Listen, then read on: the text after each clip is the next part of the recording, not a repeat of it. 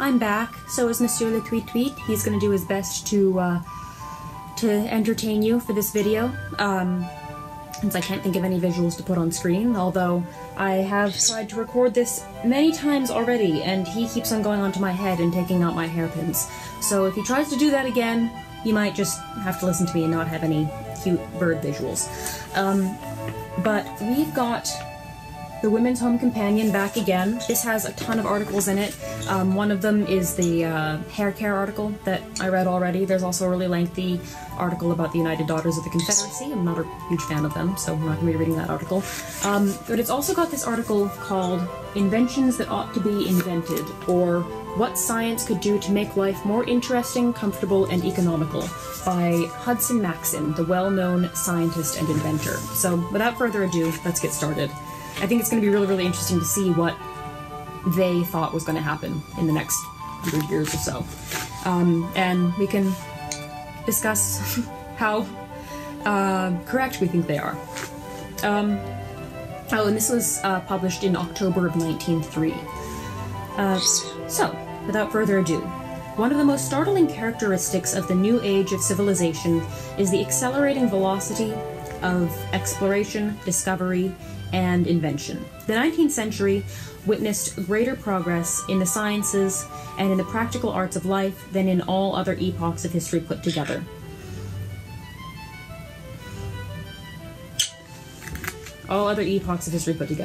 But even those who know most about the achievements of that marvelous period are already amazed at the promise of incalculably greater accomplishments during the 20th century. Of the distinctive features of the new era is the prompt application to material use of each and every result of scientific research. In the Middle Ages, inventors were few and slow to action, but in these days every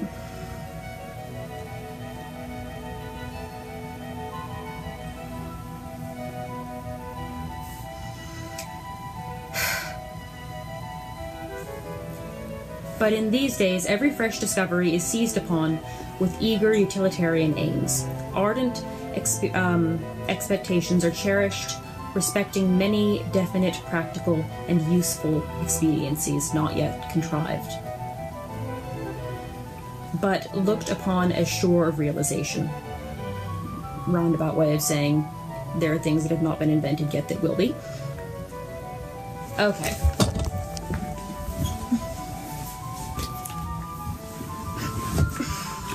I tried, but I can't keep him off my head, and I don't want to keep on cutting and editing this video, so every 30 seconds I get him down and everything. So he's just gonna have to be off screen. You're just gonna have to have me looking down as your only visual.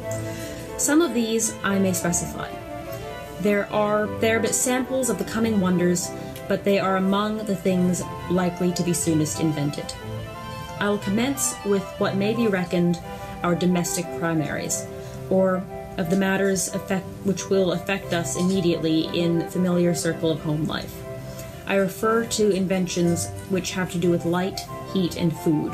Obviously, there is scope for an immense revolution.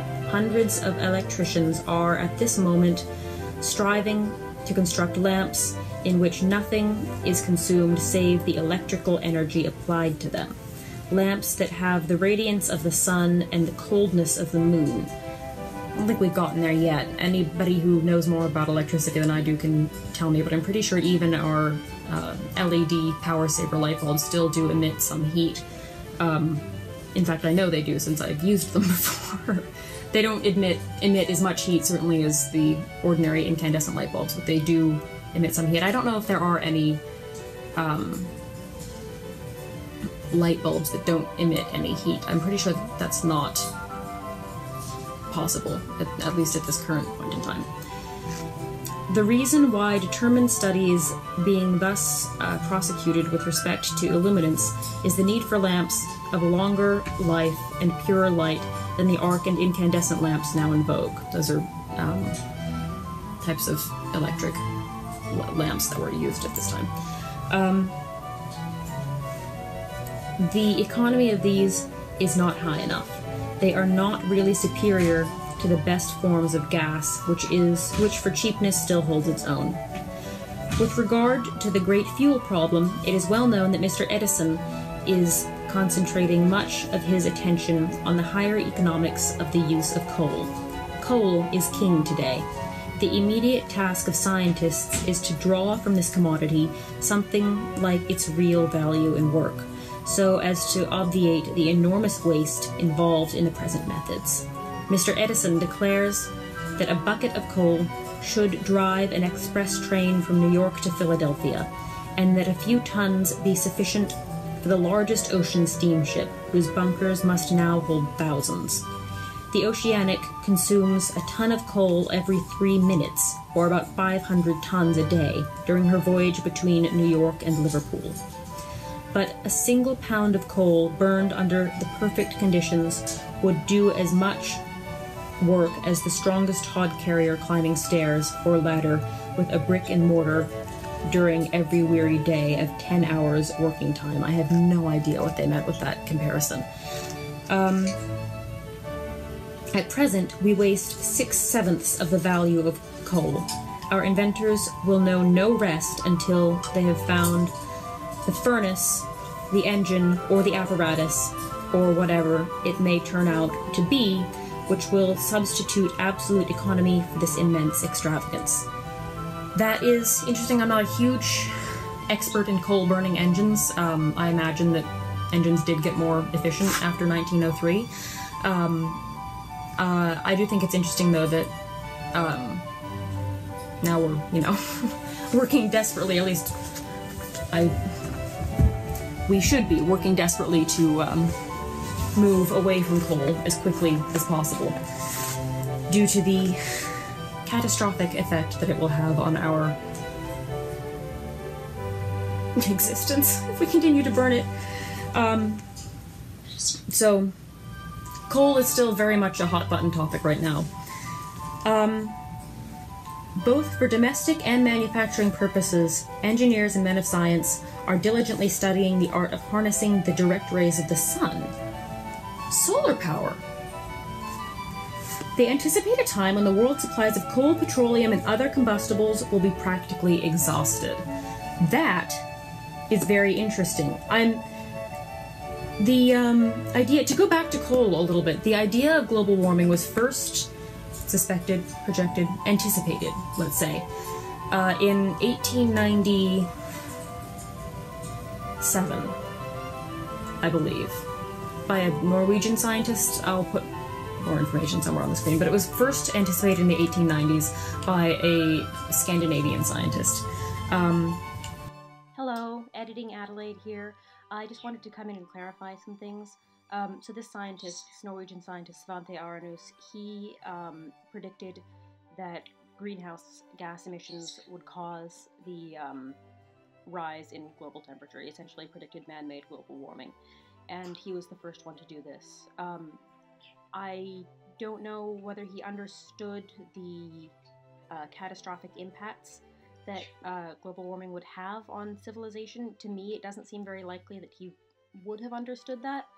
And I also don't know how prevalent this was. As far as I can tell, this was something that was just kind of talked about among some high scientific circles, but wasn't really that much of a point of discussion for normal people, so it's very unlikely that this would have popped up in an issue of the Woman's Home Companion.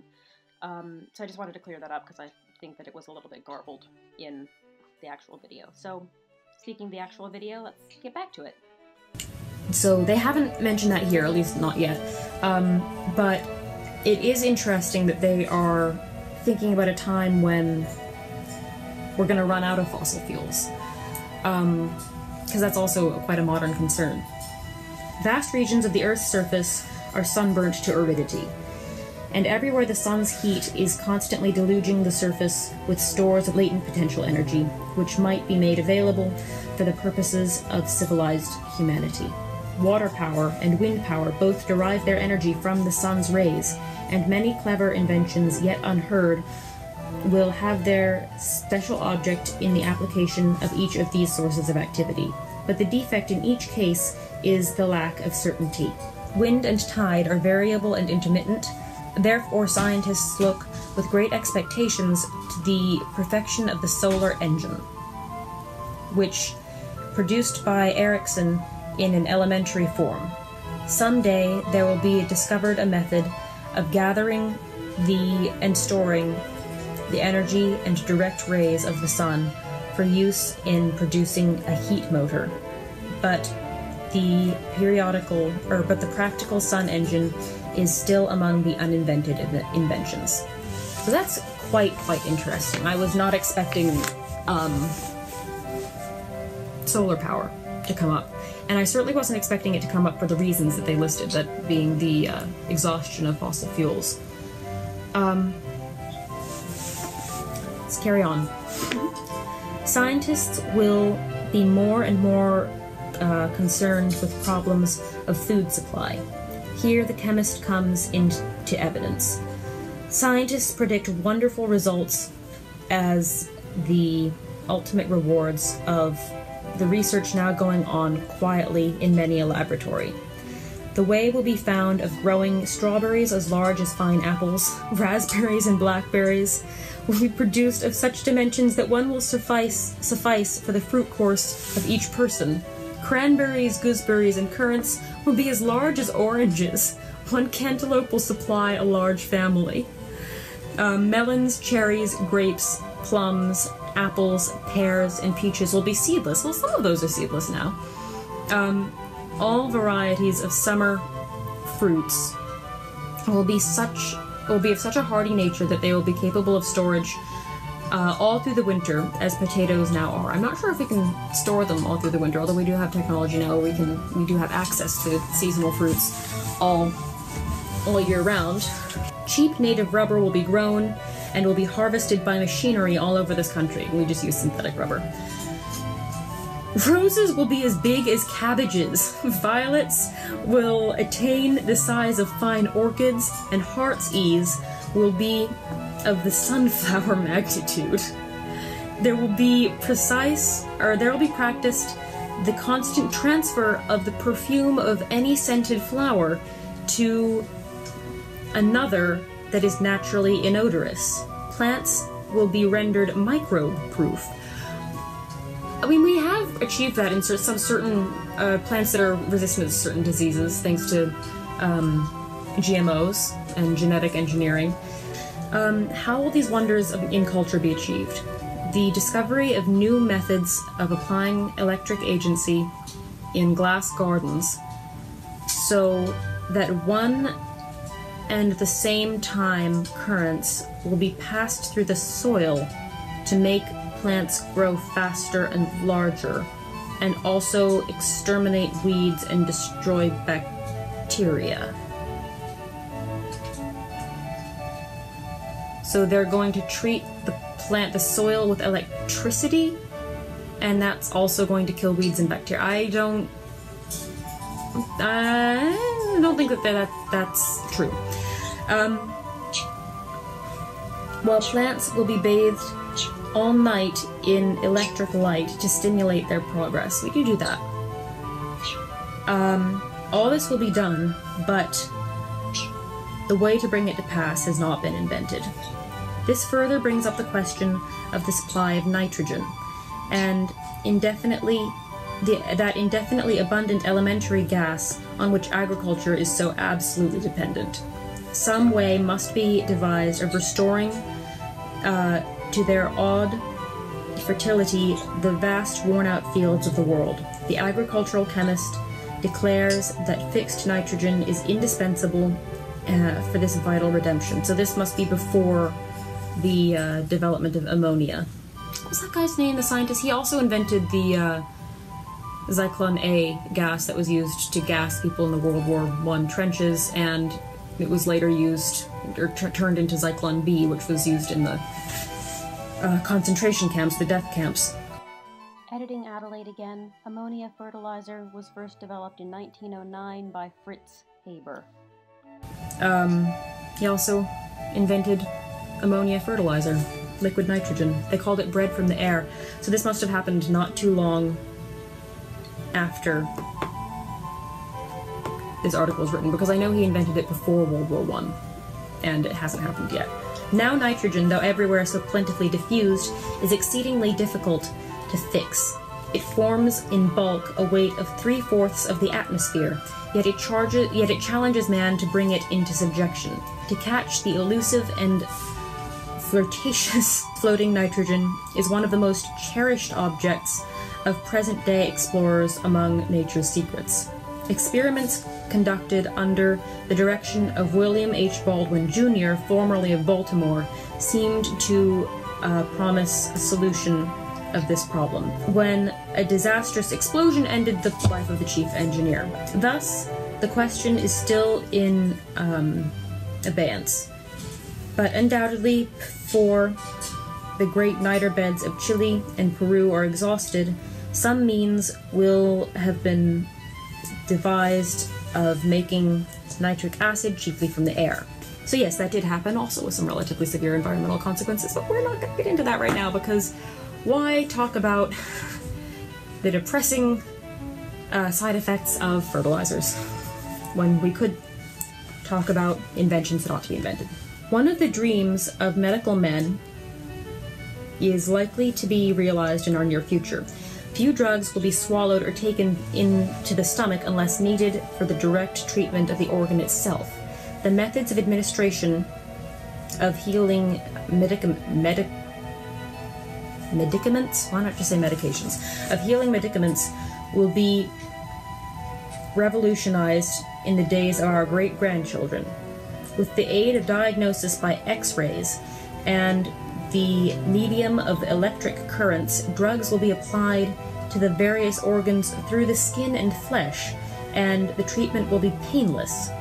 It's easy with the instruments that are certain to be invented, of which the microscope, the photographic camera, and the X-ray apparatus are but the pioneers. For the pathologist, physician, and surgeon to see the interior of the body and to explore its recesses, as it is now to survey the exterior. Furthermore, food will be made for travelers in the pemmican style, known to our North American Indians.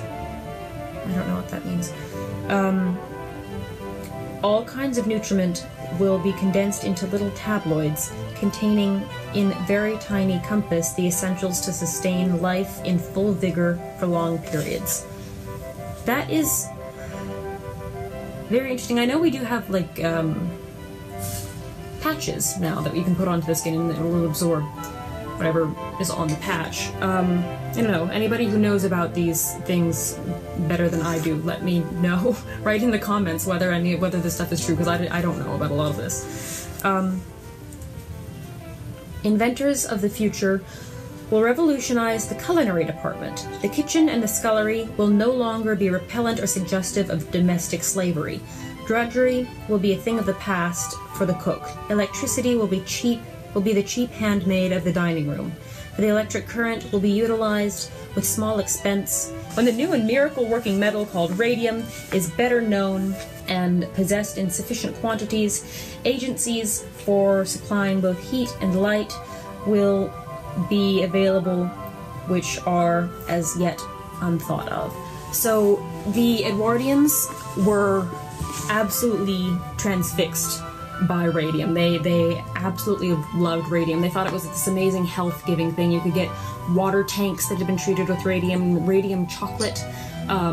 They put radium in everything. They were so delighted by it, and they did not realize how dangerous it was until significantly later.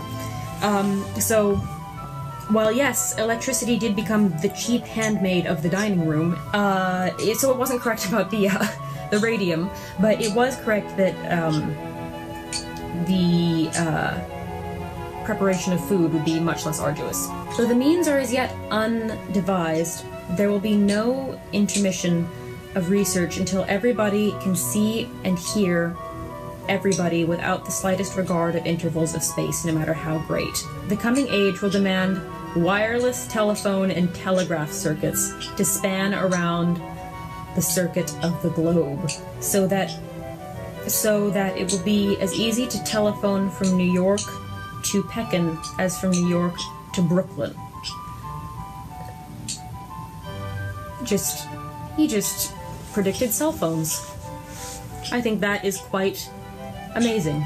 Our descendants will not be satisfied if the scientists of the next generation do not enable them with the greatest facility and economy to witness by perfect kinematographs the weddings of their friends at the Antipodes, the battles being fought from the other side of the world, the races of horses, yachts, and boats on every land. Television. Balloons will rise high above contending armies with automatic cameras. Balloons will rise high above contending armies with automatic cameras and will snapshot, in quotes, the whole scene, bringing it down forthwith to the respective generals, perfect pictures of their enemy's forces. So, I mean, the way in which he's phrased this happening with the balloons and the snapshots is kind of funny sounding, but he's phrasing it in terms that he understands. So of course he's not going to say drones are going to go up and, you know, take pictures or whatever, because, you know, drones are not a thing yet. So he's using terminology and words that he knows to describe what he thinks is going to happen, and it's actually not all that, not actually all that untrue, in spite of it being funny. And I think that's so interesting. In that one paragraph, he anticipated cell phones, television, and also, to a certain extent, video chat. What was it? Our descendants will not be satisfied if the scientists of the next generation do not enable them with the greatest faculty and economy to witness by perfect kinematographs the weddings of their friends at the Antipodes. So, yeah, video chat, essentially. So this is actually seeming to be quite accurate. There is much to be done in the way of improving transportation.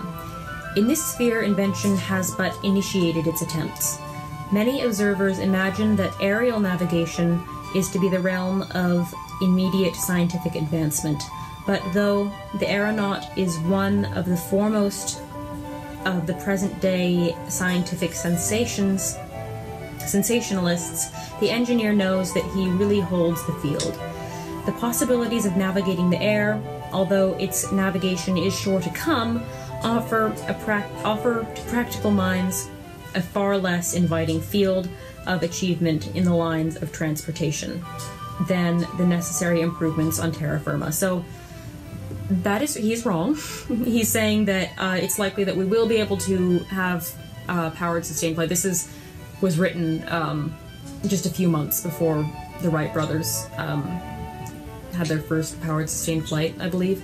So he's saying that it is likely that we will be able to do that, and we will be able to navigate the air, but it's really not going to be all that useful for us. It's going to be a novelty. So he was wrong. On land and sea vehicles for travel will be in use, which will render all those known at this hour only eligible for the Museum of Antique and Obsolete Curiosities. The automobile has come, but that is only pointing out the way of possibility. So far as velocity is concerned, the automobile has accomplished wonders, but it attains speed only on deadly conditions. What inventors have contrived is a train that will cover 2 miles a minute and cross the American continent at that rate without danger of disaster. I certainly know that Amtrak does not go that fast. I don't know.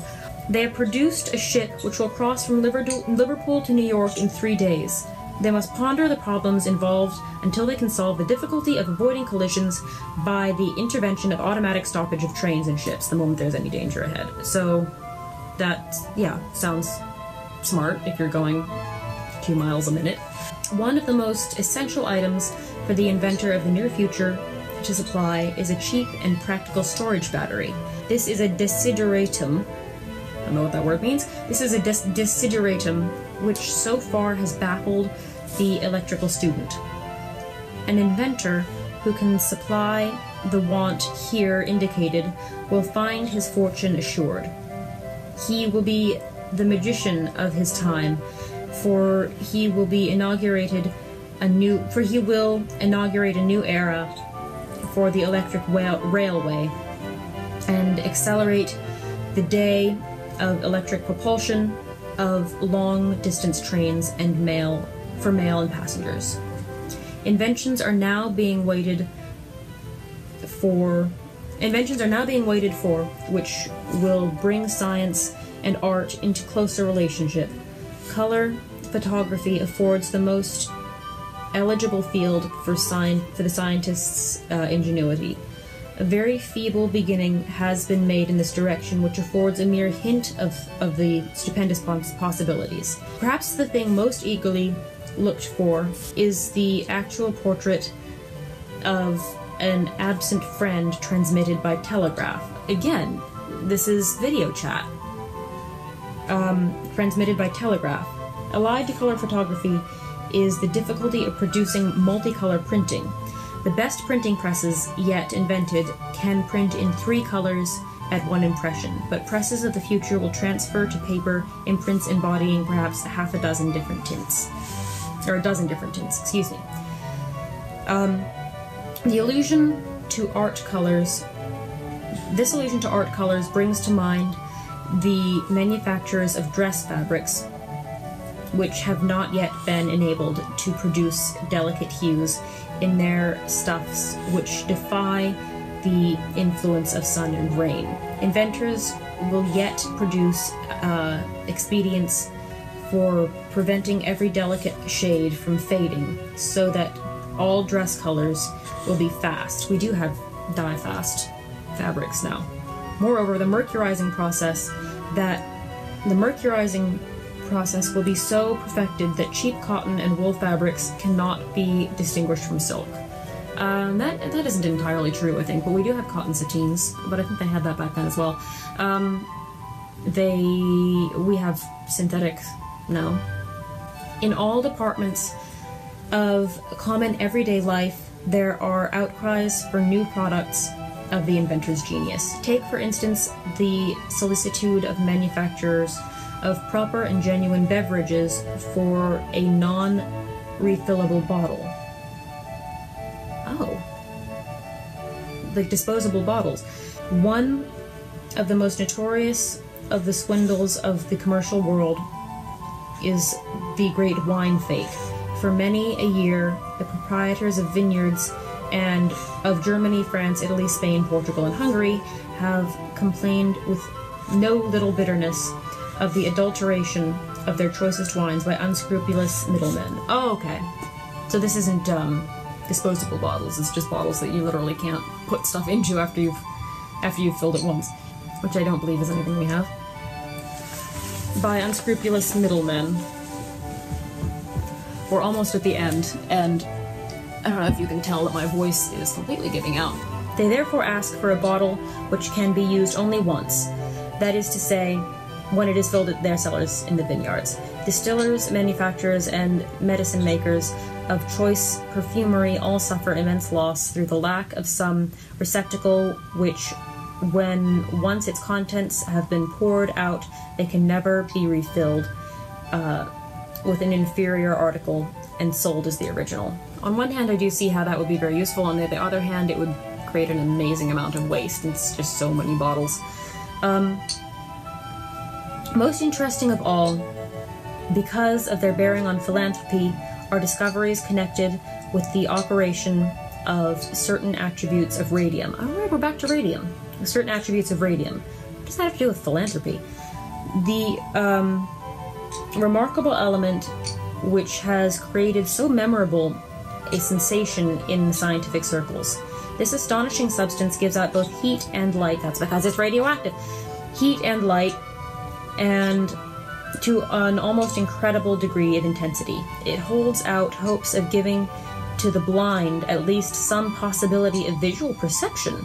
If a tube containing radium is held to the closed eye or against the temples, a very powerful impression of light is produced.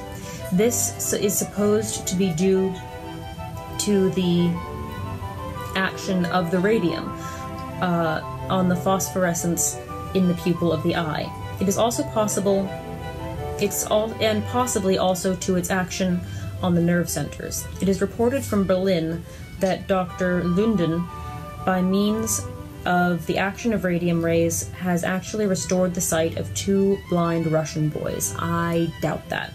Enabling them to see more or less clearly. So that is the article. That was really, really interesting. There were certain things that I was certainly not expecting him to talk about, like cell phones and video chat and television. I was not anticipating him to anticipate those things.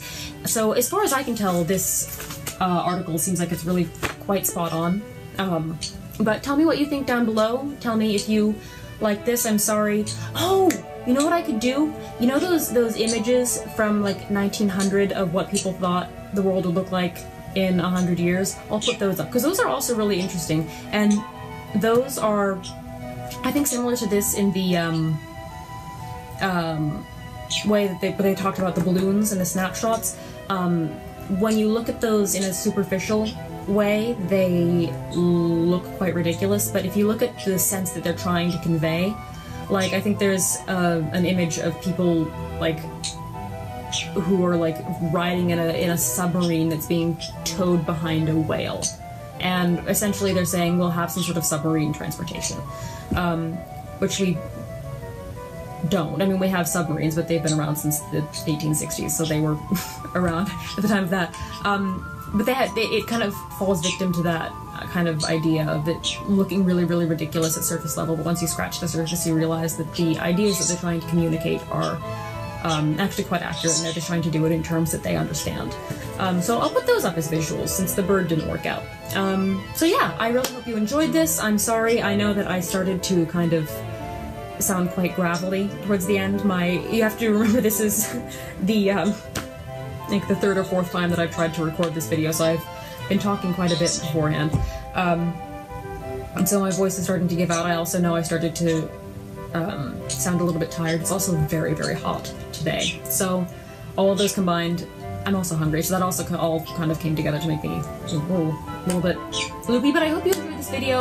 Please tell me what you think of these projections, if you think that this was accurate. Yeah, I'll see you next time. And yeah, don't forget about the, don't forget to ask questions below the other video in which I asked you to ask your questions. I mean, I suppose if you have to ask questions below here too, you can. Yeah, so don't forget to ask questions as well, because I'm still going to be uploading that video. Okay, bye!